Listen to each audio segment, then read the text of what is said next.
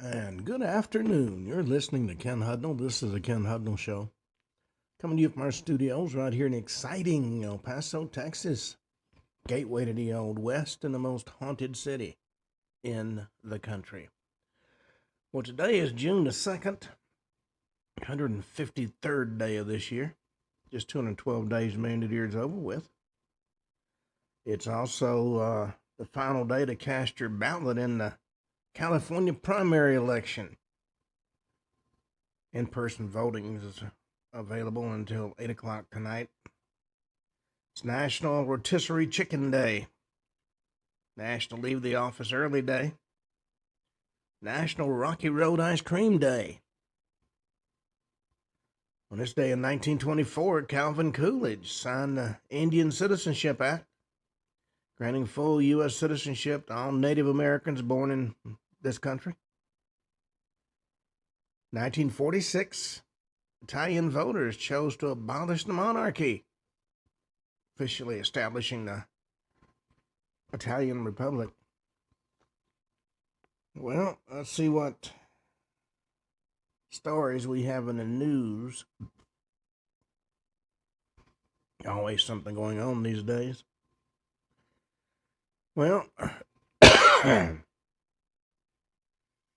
President Trump made late-night endorsements in 6 states ahead of the primaries, including California.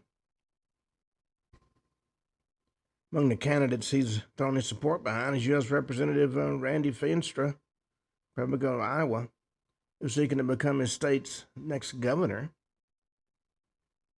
California, State President Trump, Republicans have routinely criticized over its majority Democratic leadership and hoping to make gains in despite Democrat statewide dominance. He's endorsed Steve Hilton in the gubernatorial race. California uses a top 2 primary system in which all candidates appear on the same ballot and the 2 highest vote getters advance to the general election, no matter what their party might be. Well, I spent a couple of years living in California. Wouldn't want to do it again. Well, Spencer Pratt could be the guy LA needs to disrupt institutional chaos that's plaguing the city. The beach ball legend and Los Angeles native Christopher St. John Smith is touting Spencer Pratt's disruptor mayoral campaign and explained why he believes Pratt is tapped into voter frustration over the glaring issues facing the city. He said it doesn't surprise me at all that Spencer's resonating with the people of Santa Monica and LA in general because he's saying common sense things. Well, we'll see if you can go from being a reality TV star to being a decent mayor. Sonny Hostin supports Graham Plattner despite calling him a liar, a racist, and an anti-Semite. The View co-host Sonny Hostin called Maine Democratic Senate candidate Graham Plattner a liar, a racist, and an anti-Semite on Monday, but still defended supporting his run for office in order for Democrats to win the Senate majority in November's midterm elections. You got to ask yourself, does being a Democrat somehow make you smarter, better looking, better elected official? Personally, I think it's the person and not the party we need to be looking at. Of course, I may be alone in that. Well, Iran threatens retaliation over U.S. blockade as Israel warns of Beirut strikes. President Trump downplayed reports that Iran is walking away from peace talks with the U.S., saying it may be good for negotiations to go silent for a while. Iranian state media said the nation's government has halted talks with the U.S. in protest against Israel attacks on Hezbollah. Iranian President Masoud Pezeshkian has resigned his post after being held out of key decision-making processes by the Iranian Revolutionary Guard Corps. Kuwait says it intercepted strikes from Iran on Monday after a flurry of attacks by U.S. forces. Oil prices jumped 2% in early trading on Monday as the war in Iran continues to take a toll on the global economy. Mohsen Zaya, an advisor to Iran's supreme leader, warned Iran's patience with the U.S. blockade is running out. The mouse threatens the lion. Interesting. President Trump said he persuaded Prime Minister Benjamin Netanyahu to call off striking Beirut. President Trump's proposal to move Iran's enriched uranium out of the country is difficult but not impossible, according to the head of the International Atomic Energy Commission. Yeah, it's just going to be a while before the war in Iran simmers down and fizzles out. Blue State governor roasted his arsonist, putting out her own fire. She blames outside agitators at the siege. New Jersey Governor Mickey Sherrill, blamed out-of-state agitators for unrest outside Newark's Delaney Hall detention facility. Critics pointed to the limited police presence around the site in the days leading up to the clashes. During Fox News time on the scene at Delaney Hall through Thursday of last week, there were few, if any, visits by marked New Jersey State Police vehicles. That's an agency under Sherrill's control. Likewise, Newark Mayor Ras J. Baraka's hands-off sanctuary city policies were evident in the scarcity of Newark police cruisers around the facility. Nevertheless, on Saturday, Sherrill said 5 or 6 people arrested Friday were from Pennsylvania and New York, the latter just a few miles from the protest. Wasn't enough for critics, as the leading Republican seeking to challenge Delaney Hall critic Senator Cory Booker in November called out Sherrill for trying to take credit for fixing a problem that shouldn't have existed to begin with. And certainly that is quite true. And what folks seem to overlook is the fact that we now have professional protesters. In some cases, they get $25 an hour to go protest wherever they're told to go protest. It's ridiculous. But let's face it, folks, money's money. Republicans can win the midterms if they just stop underselling their success. Republicans are heading into the 2026 midterms with a rare advantage. Concrete record of accomplishments to run on, powered by President Trump's second-term successes. Former Speaker of the House Newt Gingrich has proposed a practical midterm strategy reminiscent of his 1994 contract with America that urged Republicans to run hard on their winning record. The record includes such wins as the working families tax cut, which has already brought positive effects to the economy. The Big Beautiful Bill extended the 2017 tax cuts, ended taxes on tips and overtime, ended taxes on Social Security for most seniors, expanded the child tax credits and child care tax credits, also permitted businesses to write off major investments, made permanent a 20% small business tax deduction, loosened restrictions on oil and gas lease sales, expanded workforce Pell Grants, invested in provided investment accounts for children, and expanded access to zero-deductible telehealth. Remarkably, not a single Democrat voted in favor of this powerful legislation.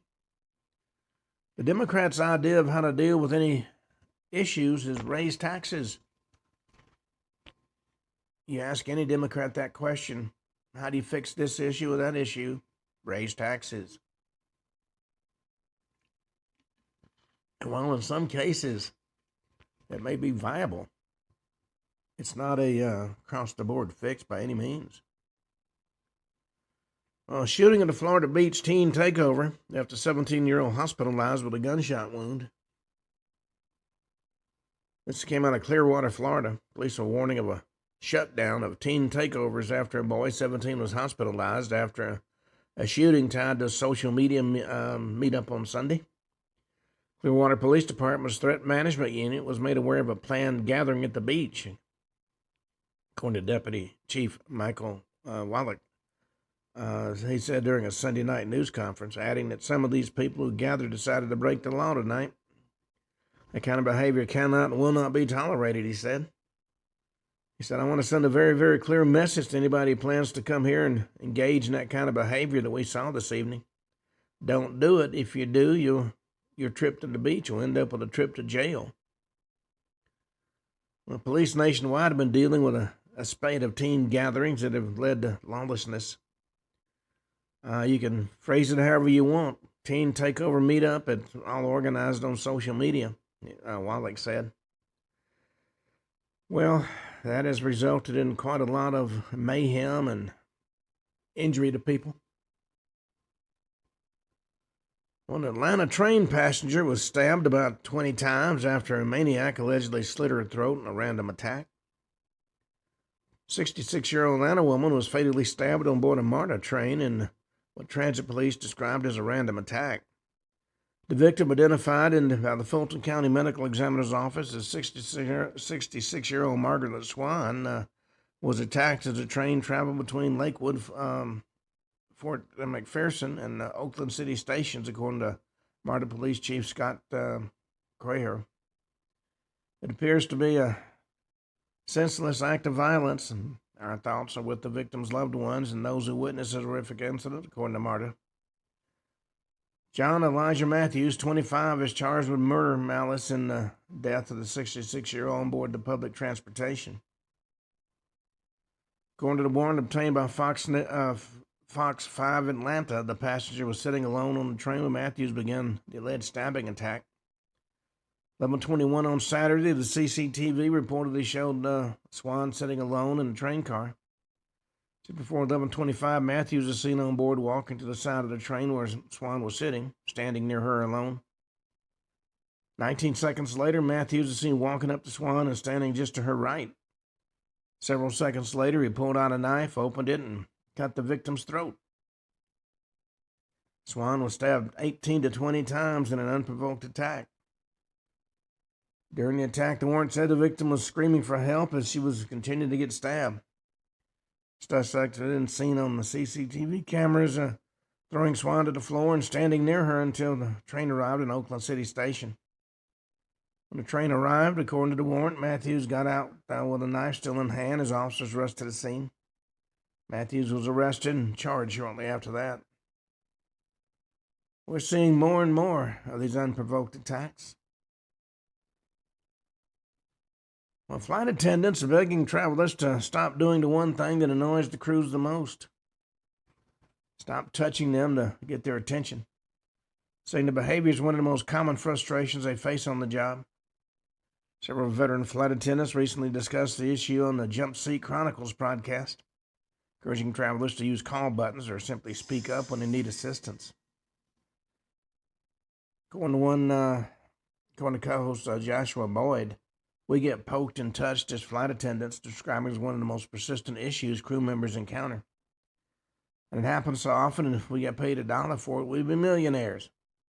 Instead of physically touching crew members, the flight attendant said passengers use the call buttons, make eye contact, or wave if they need assistance. Dan Gottsman, a national etiquette expert based in Texas and founder of the Protocol School of Texas, told Fox News touching a flight attendant violates both personal and professional boundaries. Well, quite frankly, that's kind of ridiculous.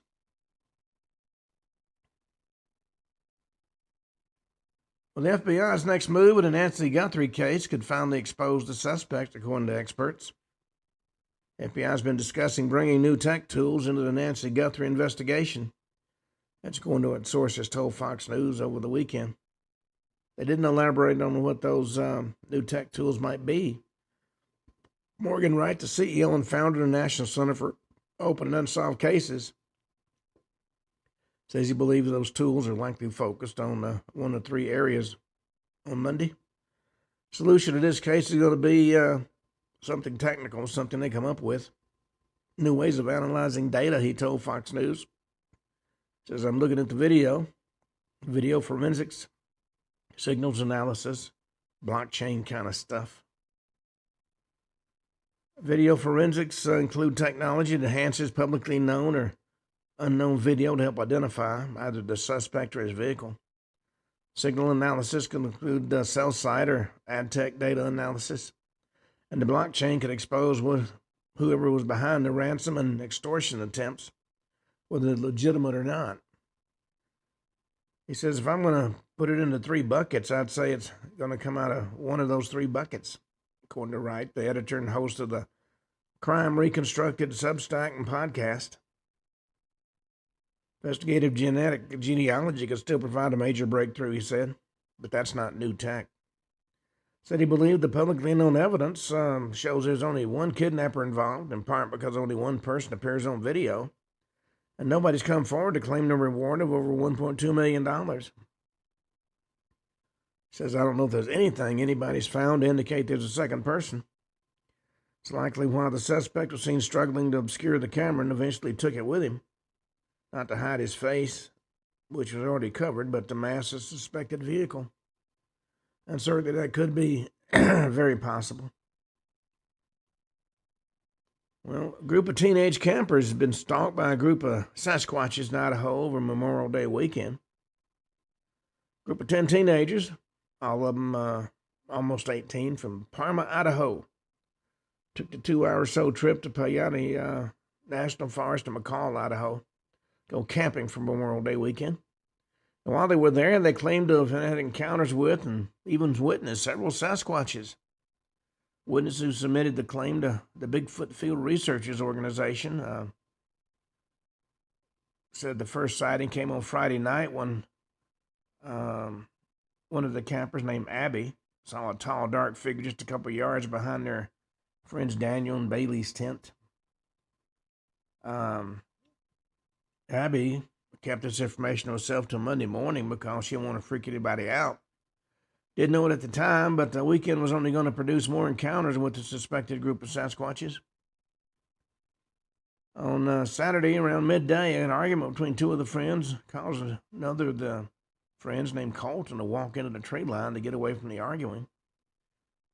Kira, another one of the campers, decided to go look for him, and as she wandered through the trees, she heard what sounded like something was walking with her in the tree line, whistling at her in different directions to get her lost in the forest. After a few minutes of looking for Colt, she turned back on him for her to run into him and found out he'd gone back to camp not long after walking into that tree line.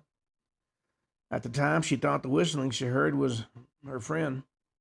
Later that night and into the early next morning, a group of 4 was sitting around the campfire when they heard branches breaking behind one of them. Then they heard coyotes howling, and decided the coyotes must have been what they were heard making all that noise in the forest. About 3 in the morning, when everybody was sleeping, one of them heard what sounded like somebody trying to start their car.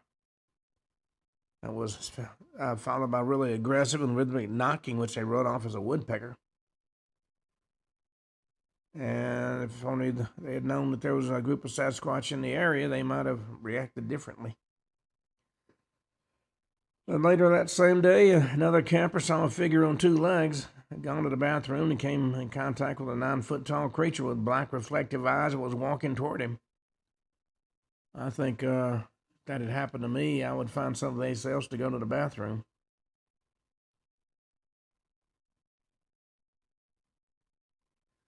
Orlando police officers are facing unprofessionalism claims for letting women in bikinis dance and twerk for them. Several Orlando police officers are in trouble for a video of them patrolling the Caribbean Carnival Festival, which took place a couple of weekends ago. That event's funded in part by Orange County, Florida, though the Arts and Cultural Affairs program, which the officers apparently weren't supposed to be taking part in. And in the video, they're doing nothing but sitting on or standing next to their golf carts where scantily clad women dance around them, smiling and laughing while in uniform and on duties, right up there Orlando Police Department standards when it comes to that type of behavior. But let's face it, folks, if you're accosted by a woman in a bikini, clearly she's not holding any concealed weapons. Well, let's see. And The Mandalorian and Grogu collapses in the second weekend at the box office, finalizing a huge loss for Disney. News just keeps worse for The Mandalorian and Grogu, the Walt Disney Company's Lucasfilms, and by extension the future of the Star Wars franchise. Just over a decade ago, The Force Awakens became the highest grossing movie, unadjusted for inflation, in the history of domestic U.S. box office. While deeply flawed and derivative, it at least attempted to set up a cohesive storyline for a new generation of Star Wars trilogy. Unfortunately, these days, a lot of movies have DEI involved, and that's turned off a lot of moviegoers.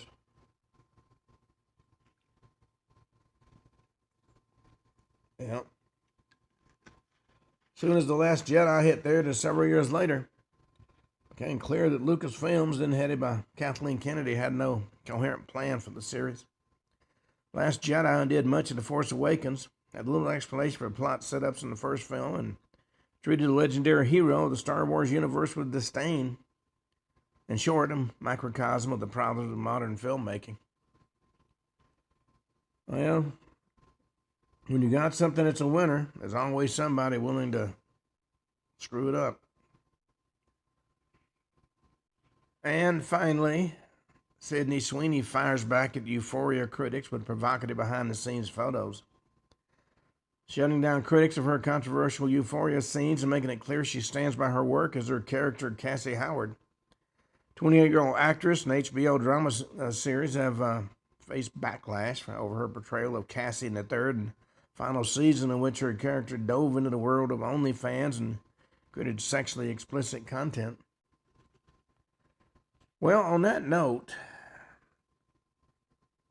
we've been talking about UFOs in India. You don't see a lot of write-ups about that, but there's been a lot of incidents. And from India, let's turn to Poland. It's been a hot spot as well. Now, it's a beautiful country in Central Eastern Europe. Got a temperate climate, gives its nearly 38 million people all 4 seasons. To the north, it borders the Baltic Sea. To the south, boundaries marked by the Tatra Mountains, highest range in the Carpathians. Western border follows the Oder River. Eastern border runs along the Bug. 40 years ago, winter temperatures could drop to minus 30 degrees centigrade. Snowdrifts several yards high made it impossible to get to school or work, something the grandparents still like to talk about. These days, winter temperatures rarely dip below minus 20 degrees centigrade, and snow, except for the mountainous south, has become a rarity. Many people consider it a novelty. And summer's changed as well. Warmest days used to hover around 25 degrees centigrade. Season lasted up to 3 months, June through the end of August. For the past decade or so, that heat starts creeping in as early as May. Heat waves pushing past 30 degrees centigrade and surprises no one anymore in the season. Beloved by school children who get their holiday from late June to late August, now stretches well into September, sometimes into October. Now, Poland isn't prone to major natural disasters. Weak tornadoes, local floods, and violent thunderstorms happen every year, and every few years a more serious weather event claims a few lives and causes significant damage. But nothing comes close to the annual destruction seen in Tornado Alley in the U.S. And Poland has no truly dangerous wildlife. There are a few snake species and some venomous spiders, but none that pose a real threat to healthy humans. Crime rates are low compared to neighboring countries, complete turnaround from Poland's old reputation. Today, a lot of Western Europeans are actually choosing to move there, which would have been unthinkable 20 or 30 years ago, when it was Poles that were heading abroad in search of better life. Over the years, living standards have risen, major foreign companies have moved in, and unemployment has steadily fallen. Well, from everything that I've described, Poland is all it takes to be one of the best places to live. But there's one serious factor that's been easy to overlook in recent years, and that 2022 brought sharply back into focus: the unfavorable geopolitical position. Poland sits at the crossroad of 2 worlds, East and West. Normal circumstances, that might sound like a great advantage for regional development. It's also a source of danger, and history has proven it. Since the founding of the Polish state in 966 AD, the country has been at war. mostly with its neighbors to the east and west. The last conflict that literally devastated the country was World War II. Around 5 million Polish citizens lost their lives, and in many places that witnessed those horrors, strange things still happen. Things that are very hard to explain, frankly. Whether because of its location, its bloody history, or reasons we simply don't know, Poland is a country where paranormal phenomena of all kinds seem to occur. One of them is the presence of unidentified flying objects, or UFOs, or what they're now called, unidentified aerial phenomena. There have been countless eyewitness accounts, many backed by photos and videos taken long before the age of AI. People who saw flying objects simply can't be easily identified. As elsewhere in the world, UFO sightings over Poland have come in waves. In the early 20th century, for instance, balls of light were seen forming in crop circles. And we're going to start out talking about the crop circles, along with a series of flying triangles observed between 2014 and 2017. Of course, there are also accounts of objects that don't fit into a particular wave, strange shapes that bear no resemblance to the classic flying saucer, standing apart from whatever pattern was dominant at the time. Well,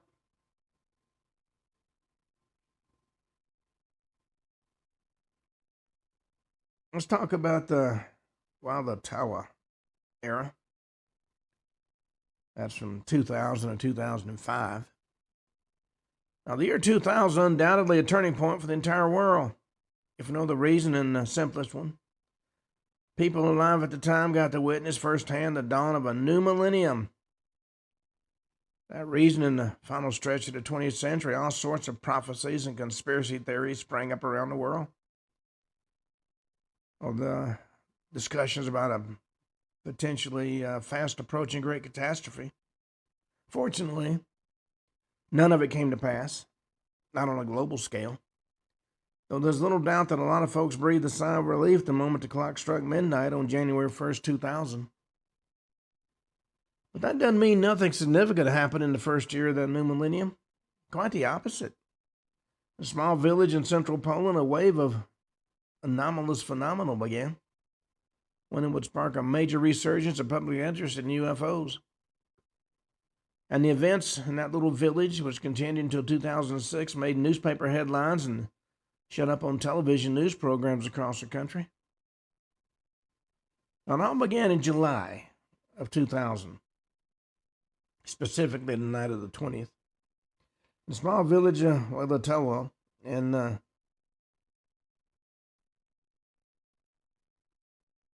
Kuyavian Pomeranian Voivodeship, not far from the town of Mogilno. At the time, the village had about 600 residents. It was entirely unremarkable, no different from dozens of similar communities in the area. People dealt with the same problems that plagued Poland at the turn of the millennium. Unemployment was at 15%, though the real figure was thought to be higher since agriculture was overstaffed relative to actual demand. A lot of people took jobs in nearby towns, and farming became a supplement to the household budget rather than the main source of income. Mobile phones were still in their infancy. Few people could afford one.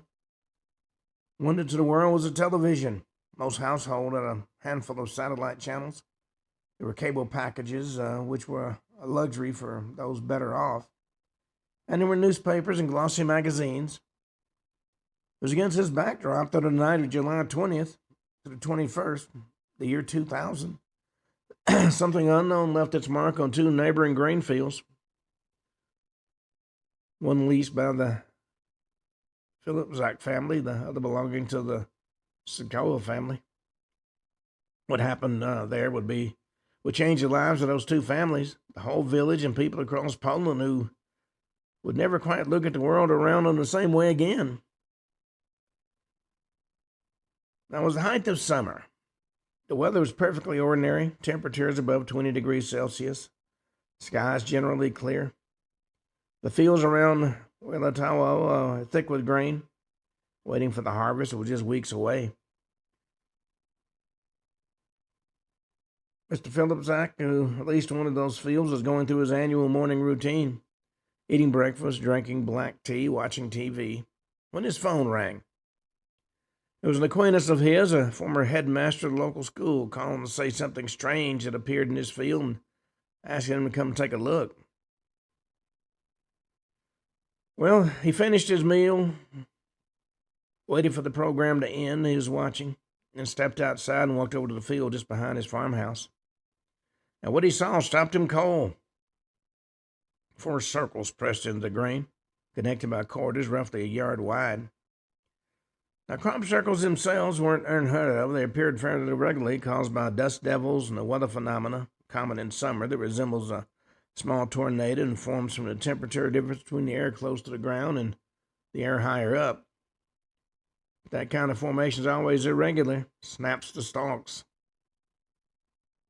These looked like something had gently pressed them flat, no visible breaks, no damage.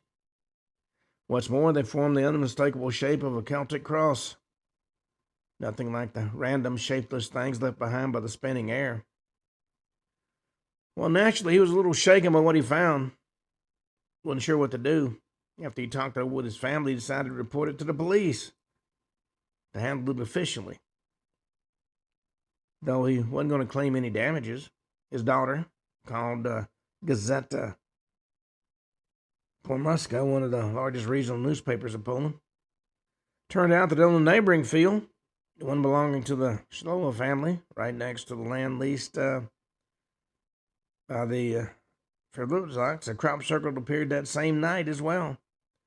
Unlike the more complex formation next door, this was a simple circle, about 20 yards across. What happened next was beyond anything the people of Latola had ever seen or even imagined. The small anonymous village suddenly became one of the most talked about places in Poland.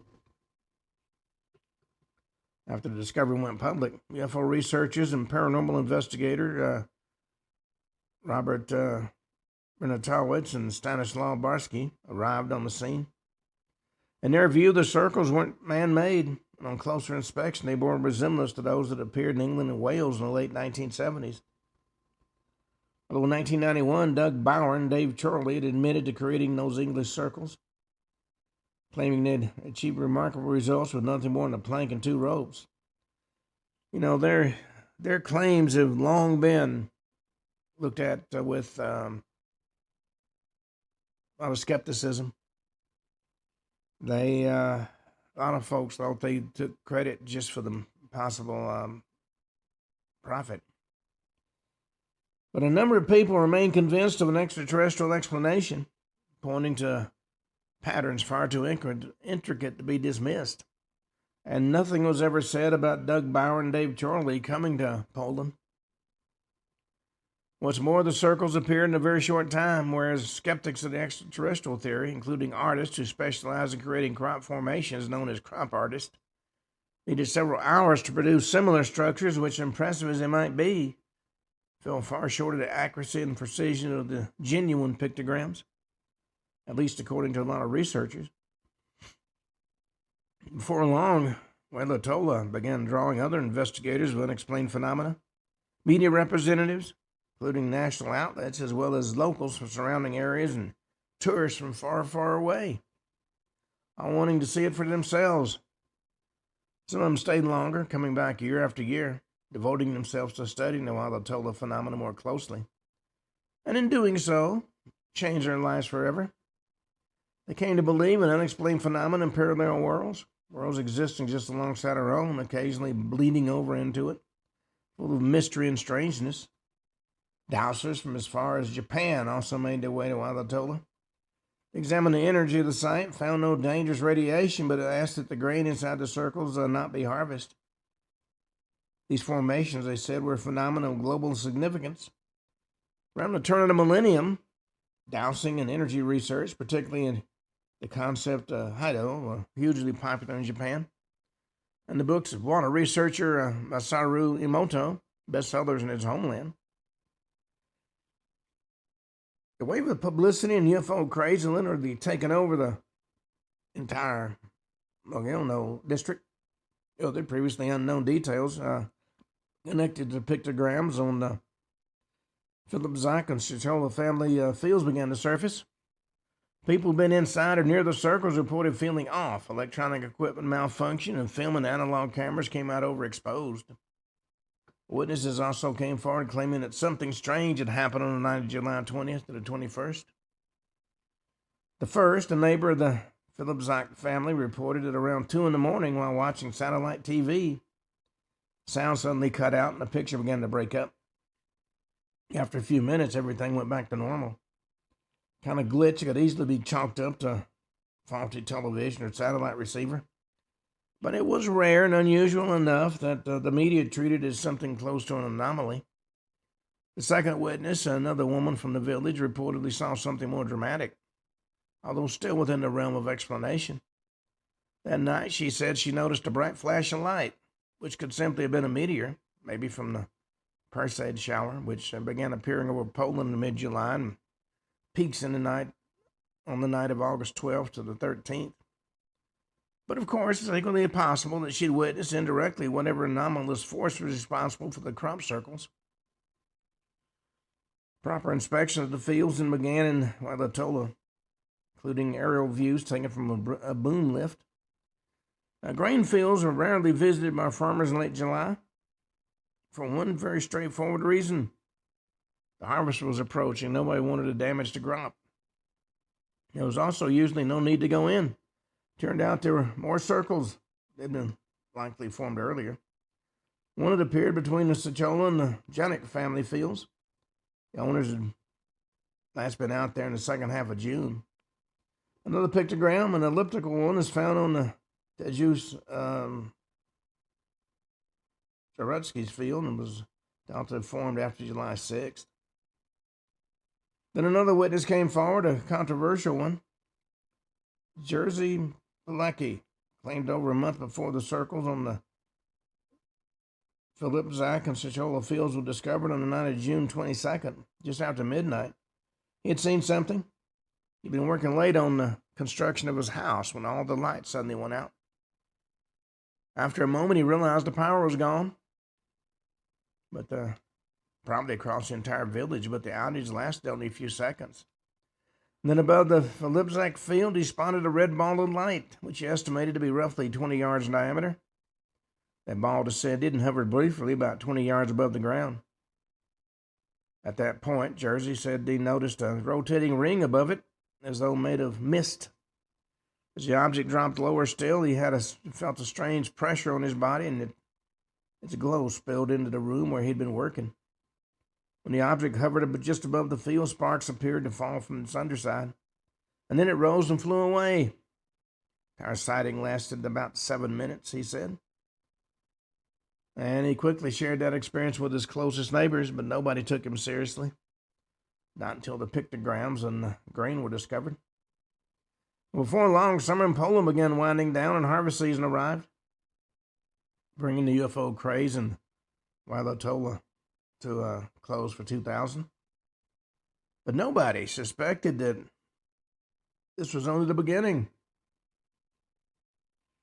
Well, if 2000 was an opening act, so to speak, 2001 was a turning point.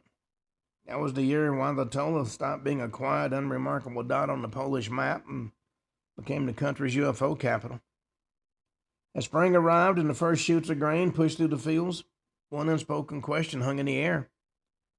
Is whatever that is going to come back? Robert Bernatowicz, at the time a journalist at one of Poland's biggest radio stations, Radio ZET, and Szczecin-based ufologist Stanislaw Barsky already knew the area well. Both been there the year before investigating the first pictograms in July 2000. That spring, tension and uncertainty ran through the research community. Would Wauwatola once again become the center of crop pictogram activity in Poland? Well, that answer came to an end in June, and it didn't disappoint.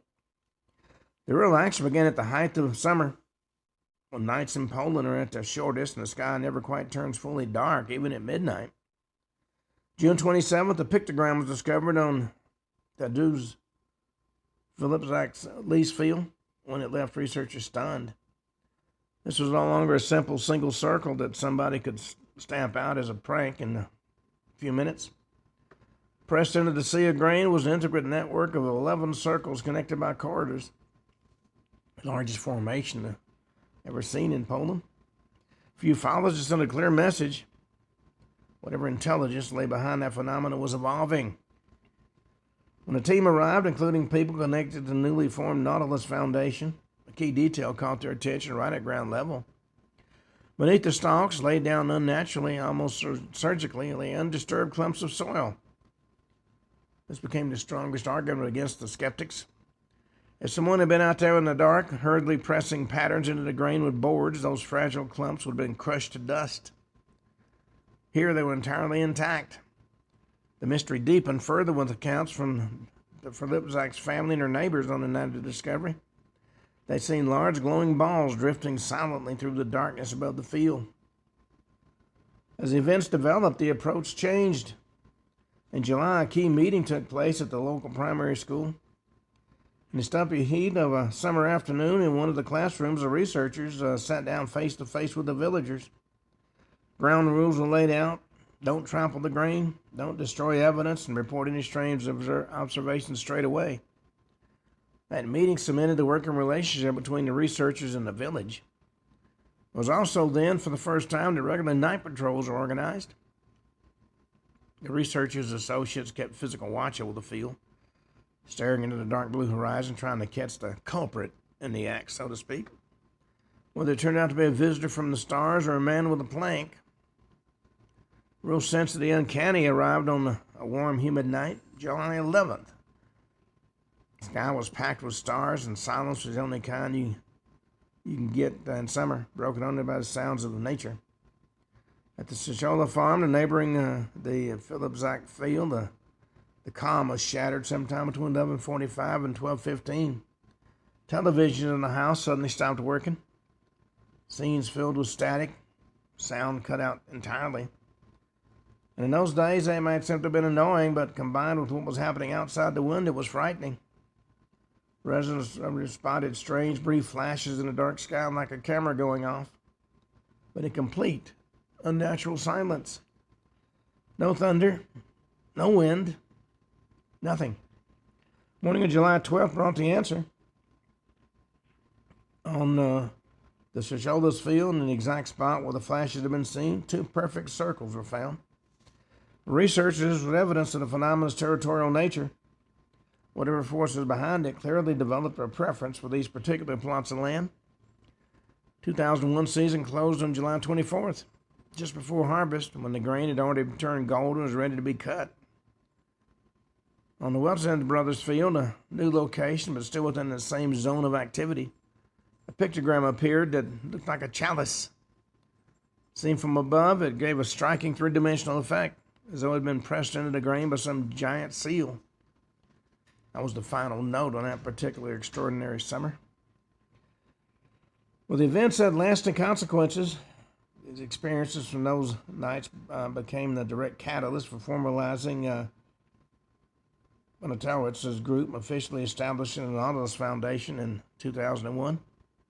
While Atola became its spiritual and research home ground, practical reality also became clear. Driving in from Warsaw made no sense given how frequently things were happening. By the end of the year, or sometime in early 2002, a decision was made to rent permanent quarters at Mr. Sipalecki's place. That was how the idea of the now famous base and the permanent monitoring system came to life. And though the year brought the first visible divide between those who believed in alien energy and skeptics who dismissed it all as students making the circles, villagers were still riding high on excitement.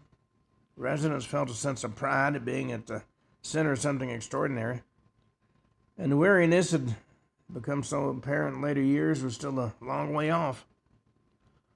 Questions began to surface about the credibility of Jerzy Sipalecki, who showed a notable eagerness to make his unfinished house and plot of land available.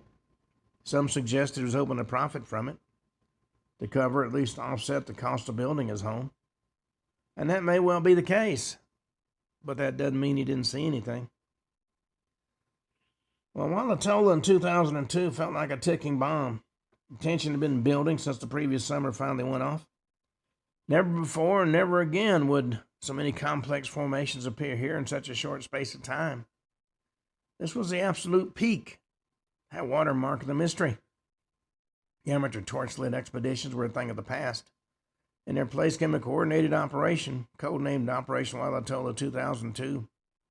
Cameras, an operations base, around-the-clock shifts, all looked like preparations for contact with an unknown civilization. Season opened a geographical surprise. All the researchers, like military commanders, poring over a map, had expected activity to hit the classic locations. The Flipsack or the Shoshone fields. Instead, on the night of June 26th, the first formation appeared in the Bartley field belonging to Adam Gorney. Shape was intriguing. Researchers read it as a giant arrow. And where was it pointing? Toward Flipsack's house. Taken as a kind of announcement, a quiet message, look over there, the next one will be on his land. And sure enough, whatever that force was kept its word. Night of July 2nd, two large perfect circles appeared on Flipsack's field, 19 and 16 yards in diameter. The grain was laid down flawlessly, not a stalk broken. Signal for everybody. The main stage was open again, and the show was beginning. Well, the real legend was born on the night of July 5th, an event that still sends a shiver through those who were there. The Nautilus Foundation team had kept watch over the fields till 4 o'clock in the morning. The night was quiet. Nothing had raised their suspicion. Exhausted, they left their post at dawn to catch a few hours of sleep. 2 hours later, at 6 in the morning, a local resident heading to work was stopped dead in their tracks. On that very same Flipsack field that had been empty before, a massive, intricate pattern had appeared. A stunning rosette became known as the lotus flower. Seen from above, it looked like an elaborate relief carving, and the morning sun reflected off the flattened grain like light off a gleaming CD. To this day, many consider this pictogram the finest formation in the history of the Polish phenomena, one that appeared in an impossibly short 2-hour window, right under the researcher's nose. Well, one mystery followed another. A week later, on July 13th, a packed meeting of researchers and residents was underway at the local fire station. And the room was abuzz with discussion. Photographs were passed around, theories exchanged. And right in the middle of it all, word arrived. There was a new formation. This time a flower-shaped pictogram had been discovered on Sorotsky's field. Researchers analyzed the conditions of the grain stalks afterward, concluded it must have appeared earlier, around June the 5th, but hidden in the folds of the terrain, simply waited to be found. July 20th, shortly after midnight, no fewer than 11 witnesses in 3 separate groups watched a pale blue stationary ball hovering above the field in complete silence. What made it the most remarkable came later. When video footage was revealed, the blue ball wasn't there. Instead, the camera captured a green ball that none of them present had seen with the naked eye. Quite a shock. Proof for ufologists that the phenomena defied not just human perception, but logic itself. The final note of that extraordinary July came on July 23rd on Shicholah's field. The place had been silent witness to strange events for 2 years running. I think a network of elliptical rings appeared there, which some call the spider. The scale was striking. The whole formation measured 52 by 70 yards. Central section made up of 3 ellipses surrounded by 8 rings. 2002 wasn't just about signs in the grain. It was a year that the researchers operated for the first time in what amounted to a near military fashion. Jersey Spilacky's house was rented out, an ideal observation point close to the fields where the pictograms have been appearing. Zagorski brought equipment from Wroclaw, and a caravan packed with electronics was stationed outside in the field. Although the analog cameras of that day struggled in the dark, it was a historic moment. Poland's first permanent field monitoring system. Rotating patrols were put in place, and you got the culprits, whether human or something unknown, managed to outmaneuver the observers every time, producing the lotus flower at the precise moment the researchers' watchful eyes had closed. For the researchers, 2002 was a paradox, a season of defeat in the midst of abundance. Despite cameras and patrols and full mobilizations, pictograms kept appearing right beside them, as though some intelligence was quietly mocking every human effort. And the lotus flower became an icon. The green ball, invisible to the naked eye, became a symbol of how little we still understand about the nature of the UAP phenomenon. While Atoll was still alive with energy, but no one yet suspected the time was coming when all that excitement would slowly give way to exhaustion. Well, in the year 2003, we had the UAP peak. It's a story of chasing shadows, where the roles of hunter and hunted switched from one night to the next. It was the most intense season on record. 8 formations appeared in the grain, an absolute record for this small village. But the researchers, it was above all a year of frustration and hard lessons in humility. The monitoring system, meant to be their trump card, proved helpless against the cunning of the culprits, whoever they might be. They skirted the cameras with maddening precision, as though playing a spiteful game with the humans watching. Researchers at the base were confident. Cameras were trained on the proven familiar locations, the Volipzak and Sochola fields, but as waiting for a repeat of the previous year. Instead, whatever that force was decided to play by different rules. Night of June 25th, the first formation, a massive one, 70 by 43 yards, appeared on the Orlowski's field. Directly across the road, outside the range of the cameras mounted on the roof of the base at Spilecki's. 1 o'clock in the morning, the Nautilus Foundation Patrol had seen nothing but above the site but a mysterious mist. The camera, stubbornly pointing the other way, recorded only darkness. A few days later, on July 6th, another similar formation was found on Adam Gorney's field. This time enthusiasm was muted. Formation was less precise. American researcher Nancy Talbot, who analyzed samples from the site, found none of the characteristic changes, such as elongated nodes in the grain stalks. Concluded to be likely man-made, a hoax or an attempted imitation. The real sensation came at dawn on July 7th. About 5:30 in the morning, a Nautilus bicycle patrol stumbled upon 2 elements in Zaleski's field. Again, outside the camera range. First was a stunning rosette, 40 by 40 yards. Second, a 25-yard circle right beside it. And the analysis brought a surprising verdict. Nancy Talbot certified the rosette as genuine, confirmed by structural changes in the plants, while she assessed the neighboring circles, probably aided by human hands.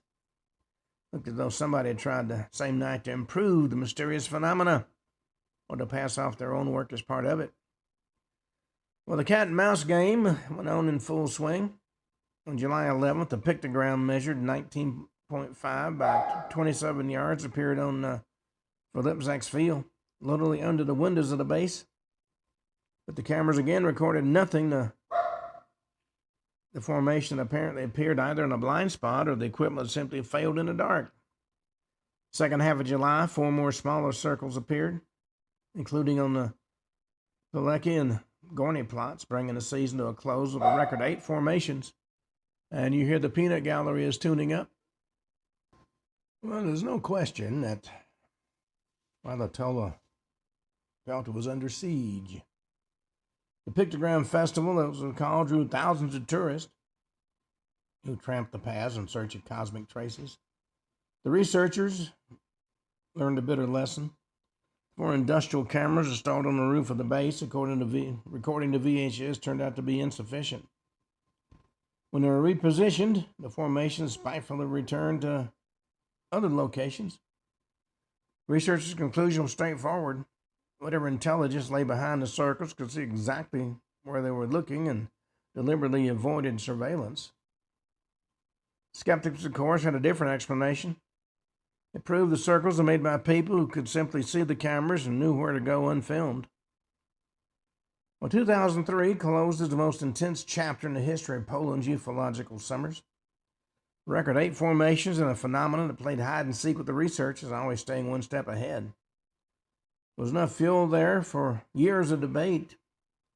Nobody knew yet that the coming year 2004 would bring an entirely new problem. Gigantic pictograms and the first serious conflicts over money. Well, 2004 was called the beginning of the end. It was meant to be a continuation of Wauwatola's golden era. Instead, it turned out to be the beginning of the end of the ideal. The year of giants, mega pictograms, a breathtaking scale that, for the first time, stirred real anger. Romantic vision of contact from outer space collided head-on with hard economics. Enormous formations meant enormous losses for the farmers, and what was a wonder to the research, simply a disaster for the farmers. Season opened with a false start, early as May 15th, while the grain was still low and lush green. A forest formation appeared near my village of Hudnall on the Lewandowski's family field. Sign the phenomena wasn't sticking to the Phillips-Zach zone, was beginning to spread across the surrounding area. And the following weeks confirmed it. May 26th and June 10th incidents were reported in Slotolo, 20 miles away. The second of these was significant. For the first time, researchers openly and publicly declared it a fake. It was a turning point. The ufological community began separating the wheat from the chaff, so to speak, setting aside formations clearly made by human hands. The real strike at Wauwatola came on July 5th. As Orlowski's field, a gigantic shooting target appeared, a circle surrounded by 11 rings with a second element beside it consisting of a single ring. At first, of course, hoax was suspected, with damage to the soil cited as evidence, but a closer examination actually ruled out human involvement. And that was just the prelude. July 10th, on the field belonging to Phillips-Zach and his neighbor, Mr. Zira, an absolute giant appeared. It was a monstrous formation made up of 30 circles of varying size from 2 to 20 yards in diameter, arranged in a long, intricate chain. What made it most remarkable was the colossus that appeared literally under the windows of the research base. This time, technology didn't fail completely. Captured only a fraction of the mystery, though. Security cameras at 2:44 in the morning caught three brief flashes above the field, lasting a total of 2 seconds. What made it remarkable was just 4 minutes earlier at 2:40, Research Patrol had been shining flashlights over that exact spot and seen absolutely nothing suspicious. The gigantic formation must have appeared or revealed itself within the space of just 4 minutes. Further intrigue came from the readings of one of the sensors, which that night registered a powerful electromagnetic discharge comparable to a nearby lightning strike, despite there being clear skies and not a single trace of a storm anywhere in sight. Season's final note came on August 4th when 2 small circles connected by a corridor appeared alongside an existing pictogram. By then, the atmosphere in the village was thick with emotion. Not all of it was the good kind. Well, on that note, we come to the end of today's show.